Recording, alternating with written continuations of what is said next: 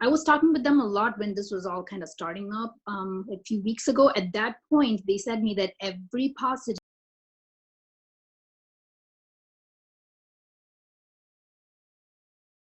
case is followed up by their office, and they take like an exposure history where they have been in the last few weeks or 2 weeks, which is the quarantine period, and they kind of also follow, like make all the contacts quarantine and then follow up and make sure they don't have any symptoms. That was like almost 2-3 weeks ago when this was all starting. So I don't know if they are still following to that level, because now it's just so much, the outbreak is so big. So basically, if anybody you have been in contact, if you find out that anybody you have been in contact with has been positive, then you have to quarantine yourself for 14 days. That's kind of a recommendation. And what, so at least from based on whatever we've been having this discussion, it seems that 14 days is the incubation period, or the time when you could be very active. What happens Correct. after those 14 days? Like, let's say So, I get the symptoms and I'm going through this. When do I understand that, okay, fine, I'm recovered and so I can go out? correct. So you should not be making any of those decisions on your own. You should again talk to your healthcare provider, because every case is different. We cannot generalize that. So again, the 14 days is arbitrary. We are saying that only based on the incubation period of the previous SARS-CoV viruses that we have known. So the SARS-CoV-1 from the original SARS outbreak and the MERS-CoV. So those viruses have been studied in detail because it was in the past.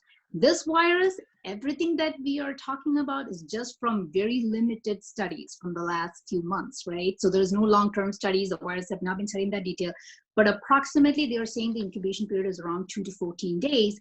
So if you've been exposed to somebody and then you quarantine yourself for 14 days and you don't develop any symptoms, so chances are that you did not get infected.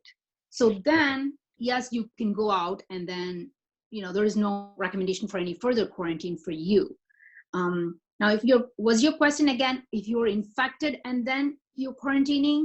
Yes. So there are like very that's part two guidelines for that, and those guidelines are under like for healthcare providers. So your doctor will exactly tell you. So just going into the basic of it, once you have been fever-free for 72 hours and you haven't had any further respiratory symptoms, so no cough, no shortness of breath, no sore throat, headache, weakness, and you feel completely well again for 72 hours. And if you've been in a hospital, there's guidelines about checking a nasopharyngeal swab 2 times, 72 hours apart or 24 hours apart. And if they're both negative, and then you can be released from quarantining.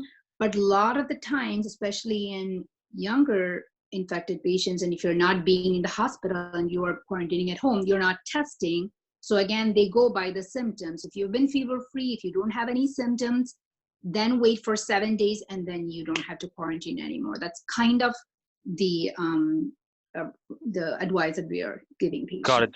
So 14 days of quarantining, and after that, you complete recovery, making sure you don't have the test, and then another 7 days of added quarantine. That would be the cycle.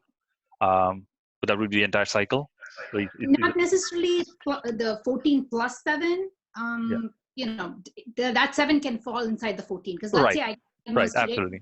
I'm completely fine in 2-3 days because maybe my immunity is fine and I've been fine, and then you go 7 days without any symptoms and fever, then you're fine to come out.